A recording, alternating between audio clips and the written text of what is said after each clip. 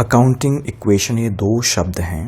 इन दो शब्दों को हमें अलग अलग जानने की ज़रूरत है। पहले तो हम समझें अकाउंटिंग। अकाउंटिंग का मतलब ये एक ऐसी प्रक्रिया है जिसमें हम बिजनेस के जो वित्तीय लेन देन होते हैं या कह सकते हैं फाइनेंशियल ट्रांजैक्शंस होते हैं, उनको रिकॉर्ड किया जाता है और उसके बाद उनको आगे प्रोसेस किया जाता है। कहने का मतलब अगला स्टेप होता है उनको वर्गीकरण करना, उनको वर्गीकृत किया जाता है, मतलब अलग अलग ग्रुप्स में बांटा जाता है, जिसको क्लासिफिकेशन कह सकते हैं। क्लासिफिकेशन होने के बाद फिर क्लासिफिकेशन होने से होता क्या है कि अलग अलग चीज़ों का हमें बैलेंस पता चल जाता है। जैसे मुझे सेल्स, बिक्री कितनी हुई पूरे साल भर में, इसकी जानकारी लेनी है, या किसी टाइम पीरियड की सेल्स कितनी हुई है उसको जानना है, तो उस ग्रुप के माध्यम से मुझे जानकारी लग सकती है। मतलब क्लासिफिकेशन या वर्गीकृत जब हम करते हैं चीज़ों को अकाउंटिंग में, तो हमें उन सभी वर्ग का या कह सकते हैं सभी ग्रुप्स का हमें बैलेंस नज़र आ जाता है स्पष्ट रूप से। जैसे कि मैं सेल्स की बात कर रहा था तो सेल्स का पता चल जाएगा, परचेज का पता चल जाएगा, है ना। इसी तरीके से कैश का बैलेंस का पता चल जाएगा, बैंक बैलेंस का पता चल जाएगा। तो कह सकते हैं हम लोग अकाउंटिंग में पहले उसको रिकॉर्ड किया जाता है चीज़ों को, मतलब लेन देनों को रिकॉर्ड किया जाता है, और लेन देनों को रिकॉर्ड करने के बाद अब जो रिकॉर्ड भी किया जाता है वो भी सिस्टमेटिक तरीके से होता है, डेट वाइज रिकॉर्ड किया जाता है, पर्टिकुलर फॉर्मेट में रिकॉर्ड किया जाता है। उसके बाद फिर आगे स्टेप होता है, जैसे कि बताया, वर्गीकरण करना, मतलब क्लासिफिकेशन करना, ये कह सकते हैं अलग अलग ग्रुप्स में बांटना उनके नेचर के अनुसार। जैसे पूरे साल भर में जो सेल्स हो रही है उनको सेल्स में डाल दिया हमने, सेल्स ग्रुप में डाल दिया, है ना। और परचेज जो हो रही है साल भर में उसको हमने परचेज में डाल दिया, कैश रिलेटेड ट्रांजैक्शंस कैश में डाल दिया। तो ये अलग अलग पार्ट्स या अलग अलग ग्रुप्स में उसको डिवाइड कर दिया जाता है। इससे होता क्या है कि हमें कैश की पोजीशन का पता चलेगा, सेल्स की पोजीशन का पता चलेगा, अलग अलग चीज़ों की जो ज़रूरत होती है हमें उसका बैलेंस हमें पता लग जाता है। तो ये तो है वर्गीकरण का खास इस्तेमाल। वर्गीकरण होने के बाद अगला जो फाइनल या कह सकते हैं हमें जो हमारा मेन मोटिव होता है अकाउंटिंग का, प्रॉफिट एंड लॉस जानना और वित्तीय स्थिति को जानना, फाइनेंशियल पोजीशन को जानना। और इसी को कहते हैं हम लोग समराइजेशन, समरी बनाना, सारांश, है ना। अपने रिजल्ट्स को जानना, अपनी वित्तीय स्थिति को जानना, प्रॉफिट एंड लॉस जानना और वित्तीय स्थिति जानना, फाइनेंशियल पोजीशन जानना, ये उद्देश्य होता है बेसिकली अकाउंटिंग का। अब इन उद्देश्यों को किस प्रकार हम पूरा करते हैं उसकी चर्चा थोड़ा हम करेंगे इस टॉपिक में भी, क्योंकि रिलेशन है इसका। लेकिन हम अभी केंद्रित होते हैं केवल अकाउंटिंग इक्वेशन में। अकाउंटिंग आपको समझ आई कि एक ऐसी प्रोसेस है जिसमें हम पहले बिजनेस ट्रांजैक्शंस जो कि वित्तीय लेन देन होते हैं उनको रिकॉर्ड करते हैं, उसके बाद उसको वर्गीकृत करते हैं, अलग अलग ग्रुप्स में बांटते हैं। ग्रुप्स में बांटने के बाद जो भी वहाँ से हमें बैलेंस प्राप्त होता है उसको हम फिर आगे प्रॉफिट लॉस जानने के लिए प्रॉफिट एंड लॉस अकाउंट बनाते हैं। और कुछ ऐसे आइटम्स होते हैं जिनसे हमें वित्तीय स्थिति का पता चलता है, उसको हम एक अलग स्टेटमेंट प्रिपेयर करके जिस स्टेटमेंट का नाम होता है बैलेंस शीट, है ना। तो वो बैलेंस शीट प्रिपेयर करते हैं जिससे हमें हम वित्तीय स्थिति का पता लग सकता है। तो ये अकाउंटिंग के उद्देश्य थे। अकाउंटिंग क्या होती है और उसके क्या उद्देश्य हैं ये हमने चर्चा करी। अब इक्वेशन की बात हो रही है, तो जैसे कि इक्वेशन की बात हो रही है तो इक्वेशन का मतलब भी अपने आप में क्या है कि दो साइड्स का, दो तरफ का बराबर होना, आपस में बराबर होना। जैसे कि यहाँ पर आपको नज़र आ रहा है, यहाँ पर एसेट्स लिखी हुई है। एसेट्स बराबर है किस किस के? कैपिटल में अगर लायबिलिटीज़ को जोड़ दिया जाए तो वो एसेट्स के बराबर हो जाती है। तो हम कह सकते हैं assets is equals to capital plus liabilities. तो इक्वेशन का मतलब ये है कि दो साइड्स का आपस में बराबर होना। तो एसेट्स जो है वो बराबर होती है हमेशा कैपिटल एंड लायबिलिटीज़ के। तो यही इक्वेशन को हमें ध्यान में रखते हुए हर लेन देन को रिकॉर्ड करना होता है, क्लासीफाई करना होता है और उसके बाद उसकी समरी बनानी होती है। तो जब हम अकाउंटिंग की बात करेंगे तो ये जो एक कह सकते हैं प्रिंसिपल है, इस प्रिंसिपल को हमें ध्यान रखना है। इसी प्रिंसिपल को फॉलो करते हुए हमें अकाउंटिंग करनी होती है। हर एक वित्तीय लेन देन को जब हम रिकॉर्ड करते हैं तो उसके बाद जो असर पड़ेगा हमारे अकाउंटिंग में वो कुछ इस प्रकार से होगा। तो उस असर को हम यहाँ पर अगर समझें तो हमेशा ये ध्यान रखेंगे हर वित्तीय लेन देन को रिकॉर्ड करने के बाद जो हमारी स्थिति होगी वो इस प्रकार से होगी, assets is equals to capital plus liabilities. अब जो कैपिटल होती है वो ओनर के द्वारा लगाई गई होती है, इसीलिए उसको हम इंटरनल लायबिलिटी बोलते हैं, क्योंकि अंदर के लोगों के द्वारा बिजनेस में कैपिटल लगाई गई है ना। अच्छा, ये भी हमको समझना ज़रूरी है कि जो हमारा बिजनेस है वो हमारे ओनर से हमेशा अलग होता है। मतलब हम ओनर को अलग समझें और बिजनेस को अलग समझें अकाउंटिंग के दृष्टिकोण से। तो ओनर के द्वारा बिजनेस में क्या लगाई गई होती है? अपनी पूंजी लगाई गई होती है। तो हम अकाउंटिंग जो सीख रहे होते हैं, कर रहे होते हैं, वो बिजनेस के लिए कर रहे हैं। तो यही देखेंगे कि बिजनेस में क्या प्रभाव पड़ता है। तो ओनर के द्वारा बिजनेस में पूंजी लगाई गई है, तो बिजनेस के लिए वो एक कह सकते हैं पूंजी है, और वही पूंजी जो बिजनेस को ओनर ने दी है, तो बिजनेस की ये दायित्व बनता है कि उस पूंजी का सही इस्तेमाल करे और उसका फायदा ओनर को पहुंचाए। और ये जो पूंजी ओनर ने बिजनेस को दी है, इस पूंजी को बिजनेस के द्वारा उसको कभी न कभी फ्यूचर में, भविष्य में उसको वापस भी करनी है, क्योंकि ये माना जाएगा अभी कि ओनर के द्वारा बिजनेस को ये मनी उधार में दी गई है।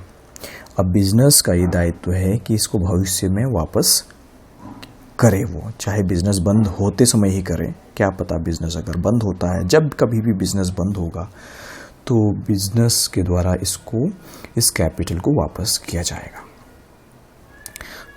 इसीलिए इसको हम लायबिलिटी भी बोल सकते हैं।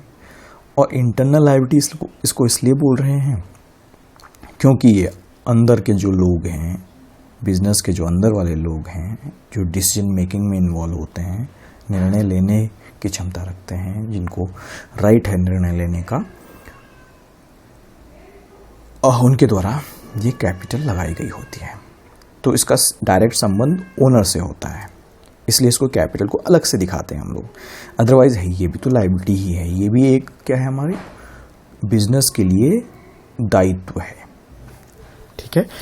और इस दायित्व में अगर हम लायबिलिटीज, जो नॉर्मल लायबिलिटीज की हम बात करते हैं, तो वो होती है एक्सटर्नल लायबिलिटीज, मतलब बाहरी लोगों को जो लायबिलिटीज का निर्वहन हमने करना होता है, बाहर के लोगों को जो हमने चुकाना होता है भविष्य में, उसी को लायबिलिटीज या एक्सटर्नल लायबिलिटी बोल सकते हैं। जैसे कि अभी हम आगे इसमें चर्चा भी करेंगे, लेकिन मैं एक एग्जांपल के तौर पर आपको बताऊं। नॉर्मल लायबिलिटीज़ की अगर हम बात करें तो हम समझ ले सकते हैं कि जो लोन हमारे बिजनेस के द्वारा लिया गया है, तो बिजनेस के द्वारा लिया गया लोन एक प्रकार से लायबिलिटी है, उत्तरदायित्व है। क्योंकि ये दायित्व इसलिए हुआ, पैसा तो ले लिया आपने लोन के तौर पर, अब वो चुकाना भी तो है ना भविष्य में। तो बिजनेस के द्वारा भी अगर कोई लोन लिया जाता है तो वो भविष्य में चुकाया जाएगा, इसलिए उसको हम लायबिलिटीज़ या एक्सटर्नल लायबिलिटी बोला जाए, क्योंकि वो तो बाहर के लोग हैं, बाहर के लोगों को ये चुकाया जाना है, तो इसलिए ये एक्सटर्नल लायबिलिटी होगी। तो लायबिलिटीज़ को हम दो पार्ट्स में डिवाइड कर सकते हैं, internal liability and external liabilities. और ये दोनों अपने आप में ही लायबिलिटीज़ हैं। अगर दोनों को बोल दिया जाए, ये internal liabilities plus external liability दोनों अगर हम जोड़ दें तो उसको हम टोटल लायबिलिटी कह सकते हैं। और वो टोटल लायबिलिटी हमेशा बराबर होगी एसेट्स। यही इक्वेशन को हमें फॉलो करना है।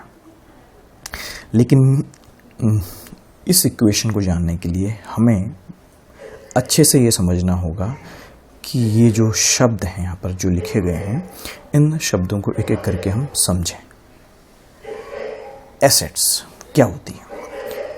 एसेट्स एक इकोनॉमिक रिसोर्स है, बेसिकली आर्थिक संसाधन है किसी भी व्यवसाय के लिए। इसमें कैश, फर्नीचर, बिल्डिंग, इनकम जो कि कमाई जा चुकी है बट अभी वो रिसीव नहीं हुई है, उसका पैसा हमें प्राप्त या मनी प्राप्त नहीं हुई है। ठीक है, अभी हम ये भी जानेंगे कि इनकम क्या होता है। नीचे आप देख पा रहे होंगे यहाँ पर इनकम लिखा हुआ है, तो इनकम के बारे में भी हम जानेंगे कि इनकम की डेफिनेशन होती क्या है और खर्चे जो हमारे एक्सपेंसेस हैं उनकी डेफिनेशन क्या होती है, ये भी हम चर्चा में आगे लेके आएंगे। लेकिन अभी हम पढ़ लें, एसेट्स एक इकोनॉमिक रिसोर्स है। एसेट्स मतलब जो जहाँ से भी हमें इकोनॉमिक फ़ायदे होते हैं, जैसे कैश है, कैश से हम कोई सामान खरीद सकते हैं व्यवसाय के लिए। फर्नीचर है, फर्नीचर का इस्तेमाल होता है बिजनेस में, है ना, ताकि लोग आए हमारे बिजनेस में, बैठ के बात करें, तो उसके लिए फर्नीचर चाहिए होता है ना। कंप्यूटर सिस्टम रखना है, उसके लिए फर्नीचर चाहिए, टेबल चाहिए होती है ना, चेयर्स, टेबल्स, ये सारी चीज़ें जिनका इस्तेमाल हमें बिजनेस में करना है, जो बिजनेस को ग्रो करने में हेल्प कर रहे होते हैं, उन सभी चीज़ों को। यदि कोई बिल्डिंग है, अब बिल्डिंग में हम बिजनेस चलाएंगे तो वो भी हमारे बिजनेस को हेल्प कर रहा है। तो ये सभी चीज़ों को हम एसेट्स बोल सकते हैं। ना केवल इतना ही, income earn but not received, income कमा ली गई है लेकिन अभी रिसीव नहीं हुई है। मतलब हमने कोई अपनी सेवा तो दे दी है, या हो सकता है हमने वस्तु दे दी है, लेकिन उस वस्तु व सेवा जो हमने दे दी है, बेच दी है कह सकते हैं, उसके बदले हमें अभी मनी प्राप्त नहीं हुई है। अब ये मनी हमें भविष्य में कुछ समय बाद प्राप्त होगी। तो जब तक के लिए प्राप्त नहीं हुई है तब तक के लिए हम इसको बोलेंगे income earn but not received. ठीक है, तो जो जहाँ कहीं से भी हमें इकोनॉमिक फ़ायदा हो सकता है उसको हम एसेट्स बोल सकेंगे। अब हम आगे इसका अपोजिट थोड़ा समझें, लायबिलिटीज़। लायबिलिटीज़ मतलब दायित्व, बिजनेस के दायित्व। बिजनेस द्वारा जो भी भविष्य में चुकाया जाना है वो उसका दायित्व है। ये एक प्रकार का वित्तीय भार है जो कि भविष्य में चुकाया जाना है, रिपे करना है, वापस करना है। इसके एग्जाम्पल हो सकते हैं पूंजी, कैपिटल, लोन लिया गया हो अगर बिजनेस के द्वारा, वो भी एक दायित्व है, चुकाना है, वापस करना है। कैपिटल भी मैंने आपको थोड़ी देर पहले डिस्कस किया कि कैपिटल ओनर के द्वारा बिजनेस को उधार के तौर पर दी है, वो बिजनेस ने वापस करना है कभी न कभी, तो इसलिए कैपिटल भी लायबिलिटीज़ ही मानी जाती है। वो एक अलग बात है, उसको अलग से दिखाना होता है हमें, क्योंकि वो ओनर को इंगित करता है ना, ओनर से रिलेटेड है, ओनर को वापस किया जाना है बिजनेस के द्वारा, तो है तो ये भी बिजनेस के लिए एक दायित्व। ऑलराइट, अगला उसका एग्जाम्पल हो सकता है expenses due but not paid. मतलब इसका ये हुआ कि खर्चे हमारे ऊपर ड्यू हो चुके हैं बट हमने अभी उसको पे नहीं किया। तो खर्चों को तो हमें पे करना पड़ता है ना, खर्चा ड्यू कब होगा? जब हमने किसी की सर्विसेज या कहीं से गुड्स मतलब वस्तुओं एवं सेवाओं को अगर हमने खरीदा होगा, खरीद तो लिया, ले तो लिया, लेकिन अभी उसकी पेमेंट हमने नहीं करी, है ना, तो खर्चे हमारे ऊपर क्या हो गए? ड्यू हो गए। अब हमने उसको पे करना है। तो जब तक ये पे नहीं किया जाएगा तब तक इसको हम अपना दायित्व समझेंगे, मतलब बिजनेस जो है अपना उसको दायित्व समझेगा। ठीक है, अभी हम इनकम और एक्सपेंसेस होती क्या हैं इसकी चर्चा तो हम करने ही वाले हैं, लेकिन फ़िलहाल तो आप समझ ही गए होंगे मैं क्या बोलना चाह रहा कि इनकम मतलब गुड्स एंड सर्विसेज को बेच के जो हमें प्राप्त होनी है, और एक्सपेंसेस मतलब उसका उल्टा कर दीजिए, है ना, जो हमने पे करना है किस चीज़ के बदले? सेवाओं या वस्तुओं को खरीदने के बदले। सेवाओं वस्तुओं को जब खरीदा जाता है तो वहाँ पर एक्सपेंसेस हमारे लिए क्रिएट होंगे, मतलब खर्चे हो जाएंगे वो, है ना। तो आप समझ रहे होंगे इस चीज़ को। वैसे अगर इसकी डेफिनेशन मैंने आपको हालांकि बताई दी है, बट यहाँ पर आपको राइटिंग में है, लिखा हुआ है, तो आप जान पाएंगे इसको। इनकम मतलब any receivable amount receivable for providing goods and services, मतलब गुड्स एंड सर्विसेज को अगर हम बेच रहे हों उसके बदले जो हमें प्राप्त होगा मनी, उसको हम इनकम बोलेंगे, है ना। जैसे कि हमारी सेल्स हो गई, गुड्स को बेचते हैं तो सेल्स होता है, और गुड्स क्या होता है? गुड्स एक ऐसा सामान है, ऐसी सामग्री है, ऐसी वस्तु है जिसको कि बेचने के लिए हमने या तो कहीं से खरीदा होगा या फिर उसको खुद हमने बनाया होगा ना। सामान हम किसी सामान को बेच रहे हैं तो वो तो या तो हमने खुद बनाया है या कहीं से खरीदा होगा ना, ये तो होगा।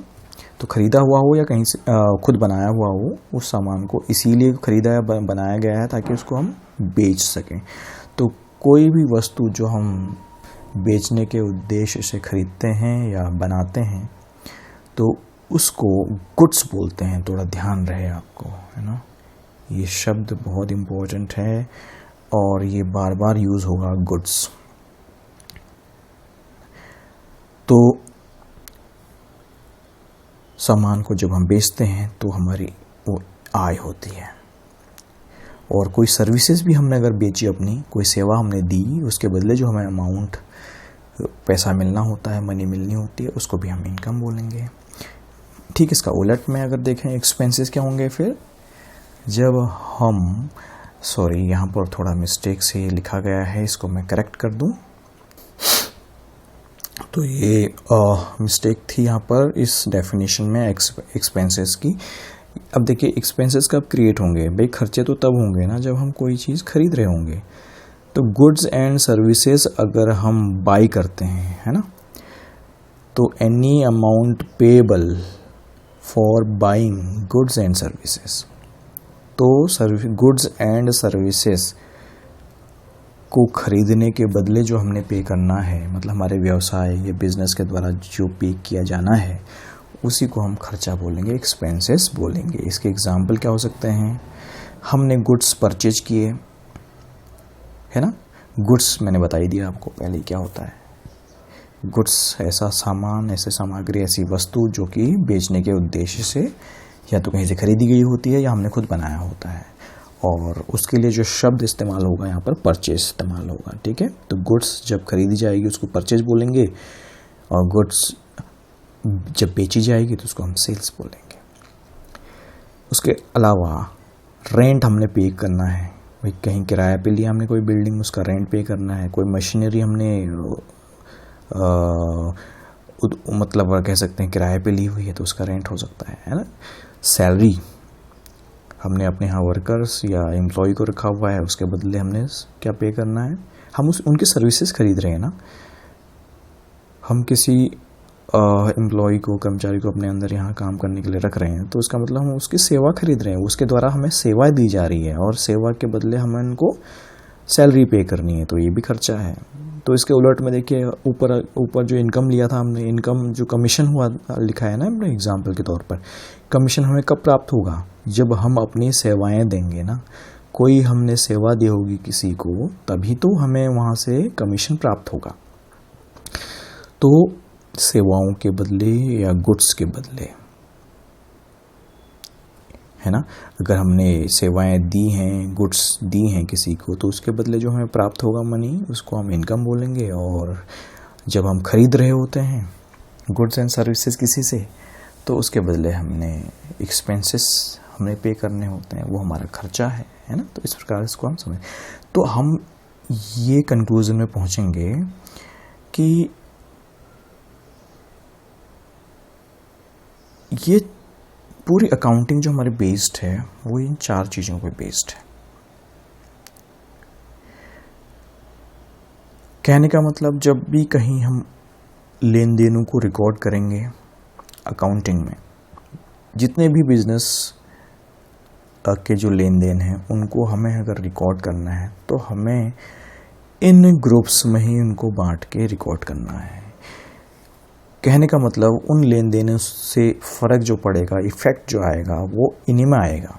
या तो एसेट्स में इफ़ेक्ट आएगा या लायबिलिटीज़ में, मतलब वो जो लेन देन होगा, कोई भी लेन देन है, उससे जो फ़र्क पड़ेगा, या तो एसेट्स में फ़र्क पड़ेगा, मतलब वो एसेट्स हो सकते हैं, उसमें से कुछ लायबिलिटीज़ हो सकती हैं, इनकम हो सकती हैं, एक्सपेंसेस, ये चारों चीज़ें ही होती हैं बेसिकली। तो ये 4 जो ग्रुप्स हैं ये बड़े इंपॉर्टेंट हैं। इन्हीं 4 ग्रुप्स को ही हम आगे चर्चा करेंगे एग्जाम्पल को समझते हुए या एग्जाम्पल के हेल्प से। ऑलराइट, तो हम एग्जाम्पल में देख पा रहे हैं कुछ आपको ट्रांजैक्शंस, कुछ वित्तीय लेन देन दिए गए हैं किस एक व्यवसाय का। तो व्यवसाय का जो ओनर है वो नित्या है। नित्या ने बिजनेस स्टार्ट किया 1,50,000 रुपया कैश से, है ना। तो अब ये जो बिजनेस स्टार्ट हुआ, तो हमेशा याद रखना है कि लेन देन जब भी होगा तो उससे कम से कम 2 चीज़ों में फ़र्क पड़ेगा। कम से कम, उससे ज़्यादा भी हो सकती है, लेकिन कम से कम 2 चीज़ों में फ़र्क पड़ेगा। अब देखिए यहाँ पर वो 2 चीज़ों में कौन सी 2 चीज़ों में फ़र्क पड़ रहा है, तो आप देख पा रहे होंगे, एक कैश में फ़र्क पड़ रहा, क्योंकि जब बिजनेस में कैश आया जो कि नित्या के द्वारा लगाया गया, तो हम तो ये सोचेंगे कि बिजनेस में क्या प्रभाव पड़ रहा है केवल, ठीक है, ओनर के द्वारा दिया गया है, क्या किया गया है, ओनर के यहाँ से गया आया, ओनर के बारे में नहीं सोचना। हमने ये देखना है कि बिजनेस में क्या प्रभाव पड़ा। तो बिजनेस में चीज़ें आ रही हैं या बिजनेस से जा रही हैं, बिजनेस में बढ़ रही हैं, घट रही हैं, ये हमें ध्यान रखना है हमेशा जब भी अकाउंटिंग पढ़ रहे हैं हम, ठीक है। तो बिजनेस में तो कैश आया है ना, और कैश जो होता है वो एसेट्स होता है, ये हमने पहले ही चर्चा कर ली है, इसका एग्जाम्पल समझ लिया है। और जब कैश आ रहा होगा व्यवसाय में, तो मैंने आपको ये भी बताया कि बिजनेस के द्वारा इस पूंजी को भविष्य में कभी ना कभी अपने ओनर को वापस करना है। तो ये 1,50,000 रुपया कैश के रूप में एसेट्स बढ़ा रहा है, लेकिन साथ ही साथ ये कैपिटल के रूप में भी इसको दिखाया जाएगा, जो कि हमारी एक लायबिलिटी होगी, ये दायित्व होगा, ये हमारे दायित्व को भी बढ़ा रहा होगा, है ना। तो कह सकते हैं इसको इस प्रकार से आप समझ लीजिए, कैश जो कि एसेट्स है, और ये क्या हो रहा है, बढ़ रहा है, और कैपिटल भी यहाँ क्या होगी, बढ़ेगी। तो आप अगर अकाउंटिंग इक्वेशन आपको याद हो तो क्या है वहाँ पर, अकाउंटिंग इक्वेशन में शॉर्ट में लिख दे रहा हूँ, assets is equals to capital plus liability, यही तो थी, है ना। तो अगर हम इस लेन देन के बाद हम अपनी अकाउंटिंग इक्वेशन को सॉल्व करें, तो क्या स्थिति बन गई, देखो एसेट्स कितने की, 1,50,000 की, ठीक है, ये बराबर होनी चाहिए किसकी, कैपिटल प्लस लायबिलिटी के बराबर। तो कैपिटल भी कितनी हो गई यहाँ पर 1,50,000 जैसे मैंने बोला, और इसमें हम प्लस करेंगे क्या, लायबिलिटी। अदर लायबिलिटी यहाँ पर अभी शून्य है, कुछ नहीं है, तो ये तो कट गया हमारा, ठीक। अदर लायबिलिटीज शून्य हो गई, तो ये हो गया ना बराबर, इक्वेशन सॉल्व हो गई। अभी लायबिलिटीज हमारी बाकी की एक्सटर्नल लायबिलिटी क्रिएट नहीं हुई है। इंटरनल लायबिलिटी कैपिटल जो होती है, मैंने आपको पहले बताया, capital is a internal liability for the business. तो बिजनेस के लिए ये इंटरनल लायबिलिटी है, और ये लायबिलिटी 1,50,000 है, और एसेट्स कैश के रूप में बढ़ेंगे 1,50,000। तो हमारी हर लेन देन के बाद ये स्थिति होनी चाहिए कि जो एसेट्स हैं वो हमेशा बराबर होने चाहिए कैपिटल प्लस लायबिलिटी के, ठीक। ऑलराइट, तो आगे बढ़ें। तो अभी तक की स्थिति आपको समझ में आई कि ये कैश बढ़ा, एसेट्स बढ़ा, तो साथ साथ में लायबिलिटी भी बढ़ेगी कैपिटल के रूप में, ठीक। आगे पर चर्चा करें। सेकंड जो ट्रांजैक्शन है उसमें क्या हुआ, बिजनेस के द्वारा एक फर्नीचर खरीदा गया, ठीक है। अब इसमें स्पष्ट रूप से लिखा है कि फर्नीचर खरीदा गया है, ये नहीं लिखा कि गुड्स खरीदा गया है, ठीक है। तो फर्नीचर खरीदा गया है तो ये एसेट्स खरीदी गई है, ये मान लीजिए। तो व्यवसाय में क्या आई, फर्नीचर आई है ना, एसेट्स के रूप में आई है, तो ये भी बढ़ गया, एसेट्स बढ़ गई हमारी, ठीक है। अब देखिए कैश जो कि एसेट्स ही है, लेकिन ये एसेट्स क्या हो जाएगी ना, घट जाएगी, घट जाएगी, घट जाएगी मतलब माइनस होगी ना ये। भाई जब हम एसेट्स खरीद रहे हैं, भाई फर्नीचर खरीद रहे हो आप 30,000 रुपये की, तो फर्नीचर के रूप में तो एसेट्स बढ़ गई, लेकिन जब आप फर्नीचर खरीद रहे हो तो कैश भी तो जाएगा ना आपके यहाँ से, तो कैश क्या हो जाएगा हमारा, कम हो जाएगा, है ना।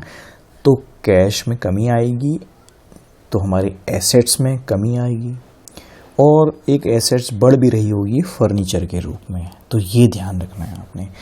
नेक्स्ट जो तीसरा है वो क्या है, देखिए ट्रांजैक्शन, लोन लिया गया है बैंक से सेम डे, उसी दिन जो तारीख है आपकी, उसी दिन मतलब 1 अप्रैल को ही आपने फिर एक लोन भी लिया है 5 लाख रुपए का। आपने मतलब बिजनेस ने लोन लिया है, और बिजनेस ने लोन लिया है तो क्या होगा, वो हमारे उस कहाँ से लिया, बैंक से लिया है ना, तो बैंक में अकाउंट खोलना पड़ेगा बिजनेस के द्वारा अपना।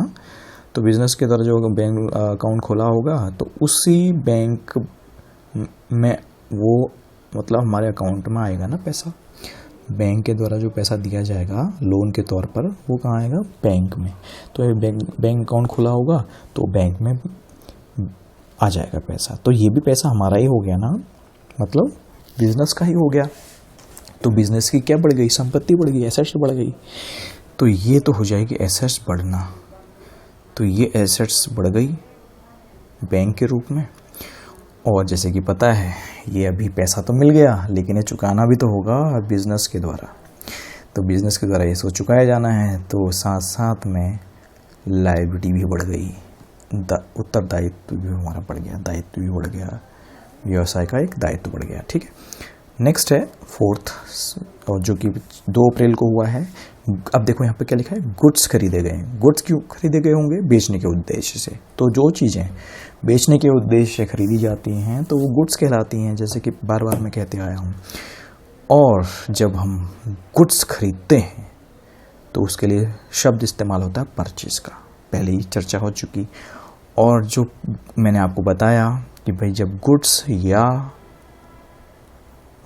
सर्विसेज, ये हिंदी में बोलें, वस्तुएं या सेवाएं हमारे द्वारा अगर खरीदी जाती हैं, वो खर्चा होता है, एक्सपेंसेस उनको कह सकते हैं, ठीक है। तो इस स्थिति में क्या होगा कि हमारे जो एक्सपेंसेस हैं, खर्चे हैं, वो बढ़ रहे होंगे, क्योंकि भाई हमने सामान खरीदा हुआ है, गुड्स खरीदे हुए हैं, तो खर्चे बढ़ेंगे, खर्चा बढ़ गया। और ऐसे अधिक खर्चा बढ़ गया क्योंकि हमने गुड्स खरीदी। अब गुड्स खरीदोगे तो पेमेंट भी करी होगी, कैश गया होगा ना आपके यहाँ से, तो कैश जो कि एक एसेट्स होती है, वो एसेट्स क्या हो चुकी है, अब हमारी कम हो चुकी है, माइनस हो गई, ये देखिए, ठीक है। तो कैश हमारी माइनस हो गई है, इसको हम इस प्रकार से समझेंगे। नेक्स्ट 5th ट्रांजैक्शन जो है 3 अप्रैल को जो हुई है, सामान बेचा गया 5,000 रुपये का।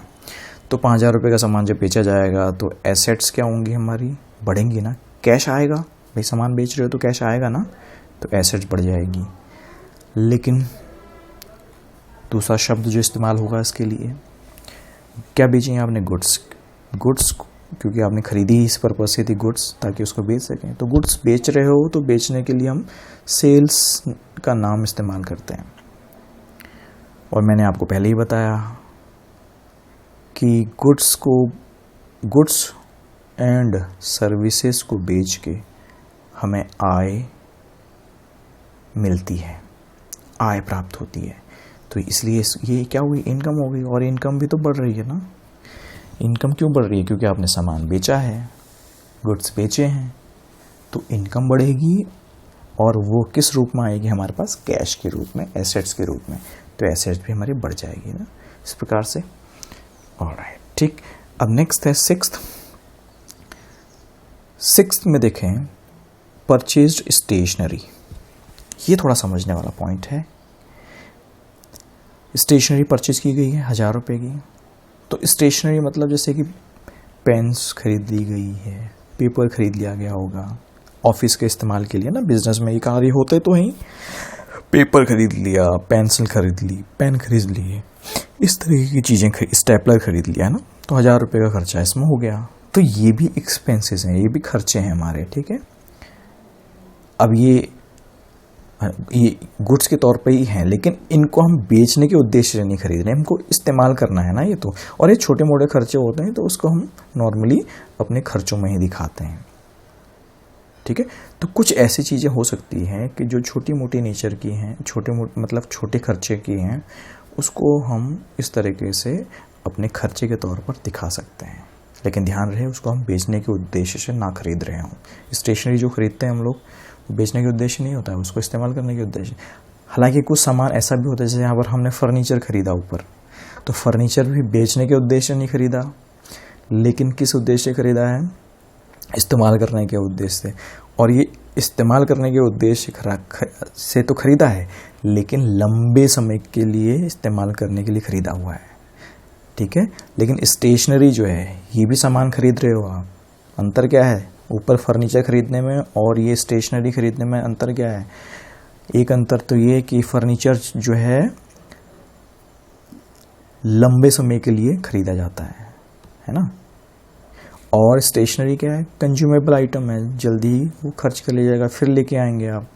और कम खर्च, इसमें कम खर्चा हुआ है, उसमें ज़्यादा खर्चा हुआ होगा डेफिनेटली, क्योंकि लंबे टाइम चलने वाला है वो। ये तो शॉर्ट टाइम पीरियड के लिए खरीदा गया है ना। स्टेशनरी कब तक चलेगी, 2-3 महीने या 1 महीने, फिर खरीदा जाएगा। तो रिपीटेटिव नेचर का होता है ना स्टेशनरी, बार बार कर खरीदना पड़ेगा आपको। फर्नीचर बार बार नहीं खरीदना पड़ता है। तो ये इस तरीके से भी हम इसको समझ सकते हैं, दोनों का अंतर। अच्छा, जब हम स्टेशनरी खरीदेंगे तो कैश तो जाएगा ही जाएगा, तो कैश तो क्या हो जाएगा, सॉरी माइनस होगा, कैश कम हो जाएगा। और हमारे खर्चे क्या होंगे, बढ़ रहे होंगे, ठीक है। तो खर्चे बढ़ेंगे क्योंकि स्टेशनरी खरीदी गई है, और साथ साथ में हमारा कैश क्या होगा, कम हो जाएगा, कैश में कमी आएगी, क्योंकि कैश जाएगा। भाई पेमेंट तो करोगे ना आप, स्टेशनरी लोगे तो। इसके अलावा नेक्स्ट 7th है जो 10 अप्रैल को हुआ है, कमीशन रिसीव। अच्छा जी, कमीशन जब रिसीव होगा तो कैश तो बढ़ेगा ही बढ़ेगा, तो एसेट्स के रूप में हमें प्राप्त होगा, कैश बढ़ जाएगा। और भाई आपने कोई चीज़ प्राप्त की है, ठीक है, तो उसको ये समझा जाएगा कि हमने कोई सेवा दी होगी और उसके बदले हमें ये प्राप्त हुआ है, ठीक है। तो इसलिए हमारी क्या हो गई, इनकम हो गई। तो इनकम भी बढ़ेगी, और किस रूप में आ रही है वो, कैश के रूप में, जो हमारे एसेट्स को भी बढ़ाएगी। तो ये चीज़ क्लियर हो चुकी होगी आपको, आई होप। तो कहाँ क्या फ़र्क पड़ा, किन किन चीज़ों में फ़र्क पड़ा है ना, वो हमने स्पष्ट रूप से देख लिया। एसेट्स में फ़र्क पड़ा, लायबिलिटीज़ में फ़र्क पड़ा, इनकम्स में फ़र्क पड़ा, या एक्सपेंसेस में फ़र्क पड़ा, ये हमने बारीकी से समझ लिया। अब इसका असर देखें, जो कि हमारा मेन मोटिव होता था ना, अकाउंटिंग का मेन मोटिव है प्रॉफिट एंड लॉस को जानना, मैं बार बार बोल रहा था, और उसके बाद वित्तीय स्थिति को जानना, फाइनेंशियल पोजीशन को जानना, वो किस प्रकार से होगा, उसका असर क्या होगा, उसको थोड़ा सा जल्दी से हम समझ लें, इसी का उपयोग ही करना है हमें आगे। ठीक, लेट्स सी। देखिए, आपको नजर आ रहा होगा यहां पर प्रॉफिट एंड लॉस अकाउंट बनाया गया है फॉर द ईयर एंडिंग 31 मार्च 2023। इन शब्दों पे भी थोड़ा गौर करना। ये लिखा है for the year ending. For the year मतलब हो गया पूरे साल, मतलब इस पर्टिकुलर ईयर जो कि एंड हो रहा है 31 मार्च 2023। हमेशा याद रखना है, बिजनेस की जो अकाउंटिंग होती है वो बेसिकली 12 मंथ्स की होती है, 12 महीने के लिए होती है। ठीक है, तो 12 महीने जब ख़त्म हो रहे होंगे, ये कब ख़त्म हो रहे हैं 12 महीने हमारे? 31 मार्च 2023 को ये ख़त्म हो रहा होगा। ये तो शुरू हुआ होगा 1 अप्रैल 2022 में। ठीक है, तो ये जो 1 अप्रैल 2022 से लेकर 31 मार्च 2023 तक जितनी आपने खर्चे कर किए होंगे, जितनी हमने आय कमाई होगी बिजनेस के द्वारा, हमने मतलब यहाँ पर बिजनेस से, हाँ, बिजनेस से जितने खर्चे और जितने आय कमाई होगी इस 2022 और 23 के बीच में, उन्हीं के बारे में जिक्र है। इससे पहले के बारे में कोई जिक्र नहीं होता है इसमें जो इनकम एंड एक्सपेंसेस आएंगे वो केवल इसी ईयर से संबंधित आएंगे, इसीलिए यहाँ पर लिखा रहता है फॉर द ईयर एंडिंग। आगे एक शब्द और इस्तेमाल होगा अभी जब हम बैलेंस शीट को समझेंगे। तो ये बहुत छोटी चीज़ें हैं बट बड़ी इम्पोर्टेंट अकाउंटिंग कॉन्सेप्ट्स के बेसिस पे ही ये बात हो रही है। ठीक है, ओके, तो हम बात कर रहे हैं हाथ खर्चे हैं। तो आज खर्चे क्या क्या थे फिर हमारे खर्चे? हाँ देखो, आपके दो ही तो थे। आपने परचेज किया था 20,000 रुपये का, स्टेशनरी पे खर्चा किया था आपने 1,000 रुपये का, तो टोटल खर्चा हमारा कितना था? 21,000 रुपये का। और आय जो हुई थी वो कितने की? 5,000 रुपये की सेल्स हुई थी, और कमीशन हमने प्राप्त किया था 2,000 रुपये का, तो 7,000 ये हो गया। तो 21,000 में से 7,000 अगर हम माइनस करते हैं, ठीक है, तो 21 में से अगर आप 7 माइनस करेंगे तो 14 हो जाएगा। तो 14,000 रुपया क्या है ये? प्रॉफिट या लॉस? लॉस आ रहा है ना। क्यों? क्योंकि भाई खर्चा ज़्यादा हो गया। 21,000 रुपये का, आय हुई केवल 7,000 रुपये की है। 7,000 ही तो हुई, 5 2 7, आय 7,000 रुपये की, खर्चे 21,000 रुपये के। तो हम क्या करेंगे, 21,000 में से 7,000 को माइनस कर देंगे, जो प्राप्त होगा वो होगा हमारा 14,000 रुपया। ठीक है, 21 में 7 माइनस कर दो। तो इस प्रकार से हम देखेंगे लॉस। अब अच्छा ये लॉस है, पहले तो है किसका? बिजनेस का। बिजनेस का लॉस है, ये समझ में आया। बिजनेस किसका है? ओनर का ना। और ओनर के द्वारा क्या लगाई गई है यहाँ पर? कैपिटल। अब समझिए चीज़ों को। बिजनेस का लॉस था, ये लॉस किसको ट्रांसफर होगा? ओनर का। ये है तो ओनर का ही बिजनेस ना, ओनर का ही लॉस है। और ओनर ने बिजनेस में क्या लगाया है? कैपिटल। तो ये क्या है ना, हमारी कैपिटल को घटा देगा। लॉस हो रहा है तो ये ओनर की जो पूंजी है उसको घटाएगा। अभी देखिएगा इसका फर्क आगे पड़ने वाला है। वो ओनर की कैपिटल घट जाएगी इससे। देखिए जस्ट आगे बढ़े तो हम समझ में आ जाएगा। कोई 14,000 याद रखिएगा लॉस है। अब आप देखिए यहाँ पर जो फर्क पड़ रहा है। अब मैं बता रहा था ना आपको शब्द, बैलेंस शीट में क्या शब्द है। यहाँ पर नहीं लिखा है for the year ending 31 March, यहाँ पे क्या लिखा है? As on. इसका मतलब हो गया कि इस पॉइंट ऑफ टाइम, मतलब 31 मार्च 2023 को हमारी लायबिलिटीज एंड एसेट्स की क्या स्थिति है। यहाँ पर जो कुछ एसेट्स होंगी, हो सकता है वो एसेट्स इस साल बढ़ी हैं, लेकिन कई बार ऐसा होता है जो बिजनेस पुराना चल रहा होगा, पहले बहुत समय से चल रहा है, मान के चल रहे हैं, तो वो इस बैलेंस शीट में वो एसेट्स हो सकता है 2 साल 5 साल 10 साल पुरानी हो, वो यहाँ पर उन एसेट्स को भी दिखाया जाएगा ना। तो कहने का मतलब यहाँ पर जो चीज़ें आएंगी ना, केवल 1 साल की नहीं होंगी, इसमें पिछले सालों का, मतलब पिछले सालों का पूरा बैलेंस है, जुड़ा हुआ है। मान लीजिए फर्नीचर, हालांकि आपने 30,000 रुपये का फर्नीचर इस बार लिया है और पहले से आपके पास 10,000 का फर्नीचर था जो कि 5 साल पहले लिया गया था, तो फर्नीचर अभी कितना दिखाया जाएगा? 30,000 जो अभी खरीद लिया वो प्लस 10,000 पुराना वाला, तो 40,000 दिखाओगे ना। तो यहाँ पर जो चीज़ें या एसेट्स एंड लायबिलिटीज जो दिखाई जाएंगी ये इस साल की तो होंगी ही होंगी, लेकिन इस साल से पहले की भी अगर हमारे पास हैं बैलेंसेस कुछ, तो उनको भी यहाँ जोड़ा जाएगा। ठीक है, तो मैं ये समझाना चाह रहा था एज ऑन का मतलब हुआ कि इस पर्टिकुलर डेट को हमारी एसेट्स कितनी हैं, हमारी लायबिलिटीज़ कितनी हैं। इसका मतलब ये ज़रूरी नहीं है कि ये केवल इसी साल का होगा, इस साल का तो होगा ही होगा, लेकिन इसमें पिछले सालों की लायबिलिटीज़ और पिछले सालों का एसेट्स भी जुड़ा हुआ होगा। तो इस चीज़ की ध्यान रखेंगे आप। हाँ, तो मैं जैसे कि चर्चा कर ही रहा था कैपिटल, जो कि हमें पता है 1,50,000 रुपये की थी।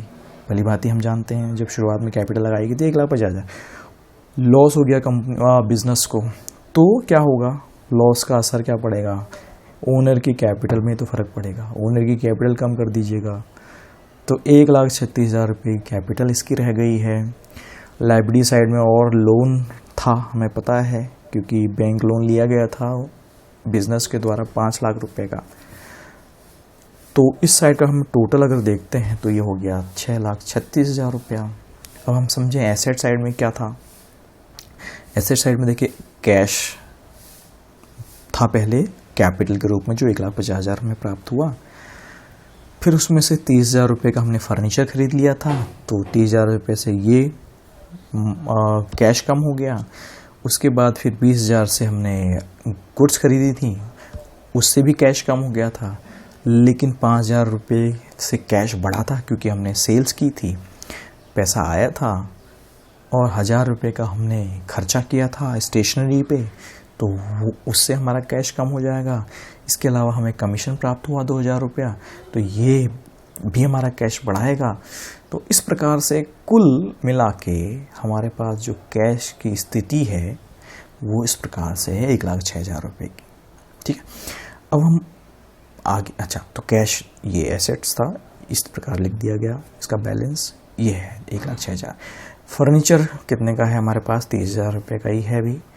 और बैंक बैलेंस जो है हमारे पास है वो 5 लाख रुपया जो आपने लोन लिया था ना, वो हमारा बैंक में पड़ा है, अभी हमने इस्तेमाल नहीं किया, उसको मान लेते हैं। तो हो सकता है कि आप पेमेंट जो कर रहे हैं बैंक का जो चेक होता है उससे कर रहे हो, है ना, या बैंक में ही आपका पैसा आ रहा हो। लेकिन अभी हमने तक ये स्थिति, अभी जो भी एग्जाम्पल हमने करे समझे, तो उसमें ये जाना कि हमने जो भी पेमेंट करी, जो भी पैसा आया, वो सब अभी हमारा कैश में आया, ये मान के चलें तो लेकिन आजकल तो जो बिज़नेस चलता है वो ज़्यादातर वहाँ पर बैंकिंग ट्रांजैक्शंस होते हैं, चेक के द्वारा ही पेमेंट होती है या नेट बैंकिंग के द्वारा पेमेंट होती है। मतलब बैंक में ही पैसा आता है या बैंक से ही पैसा जाता है, नॉर्मली ऐसा देखा जाता है। तो अगर बैंक से पैसा आया है, बैंक से पैसा गया है, तो जो चीज़ें हमने यहाँ करी थी ऊपर कैश में, तब हम यहाँ करेंगे, फिर अंदर 5 लाख लिखेंगे, और बैंक से पैसा गया होगा तो माइनस कर देंगे, बैंक में पैसा आया होगा तो प्लस कर देंगे, है ना। फिर जो अल्टीमेटली फाइनल बैलेंस आएगा वो यहाँ होगा। फिर अभी जो भी फ़र्क पड़ा था वो कैश में पड़ा था, ये मानते हुए हमने केवल कैश में ही एडजस्टमेंट्स किए, बैंक में कोई एडजस्टमेंट नहीं किया, ये मानते हुए कि अभी बैंक का बैलेंस जो 5 लाख रुपया था वो एज इट इज़ है। तो इसका भी अगर हम टोटल करें तो हम पाएंगे 6,36,000 रुपया, जो कि इस के बराबर है। देखिए लायबिलिटीज़, तो अब ये प्रूव हो गया ना, हैंस प्रूव्ड। क्या प्रूव हो गया? हमारी अकाउंटिंग इक्वेशन जो कि थी assets is equals to capital plus liabilities, ये तो थी। तो आप देख लीजिए, ये एसेट्स है एसेट्स हमारी 6,36,000 की, और यहाँ आप देखिए लायबिलिटी साइड में कितना है, 6,36,000 है, बराबर हो गया। कैपिटल मैं अगर वैसे देखूँ इसको तो कैपिटल कितनी की है, 1,36,000, कैपिटल 1,36,000, बाकी की जो लायबिलिटीज़ है वो 5 लाख। तो 1,36,000 कैपिटल, जो जिसको हम इंटरनल लायबिलिटी बोल सकते हैं, और एक्सटर्नल लायबिलिटीज जो कि अदर लायबिलिटीज़ होती हैं, बाहर के लोगों को चुकाई जानी है 5 लाख रुपए की, ये हो गई। तो 5 lakh external liability, 1,36,000 internal liability, दोनों को जोड़ दें तो टोटल लायबिलिटी हो गई 6,36,000, जो कि बराबर हो गए हमारे किसके, फाइनली एसेट्स के। तो इन इतने सारे ट्रांजैक्शंस करने के बाद भी हमारी जो स्थिति है वो यही है कि एसेट्स बराबर है कैपिटल प्लस लायबिलिटीज के, है ना।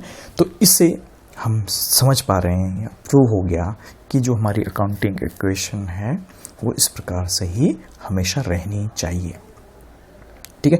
और हमने एग्जाम्पल के तहत या एग्जाम्पल की मदद से भली भांति इसको प्रूव भी कर दिया है। ऑलराइट, आई होप मैं जो भी समझाना चाह रहा था आपको समझा पाया, राइट। और कोई भी क्वेरी होती है तो आप ज़रूर उसके बारे में बात चर्चा कर सकते हैं, पूछ सकते हैं। So thanks a lot.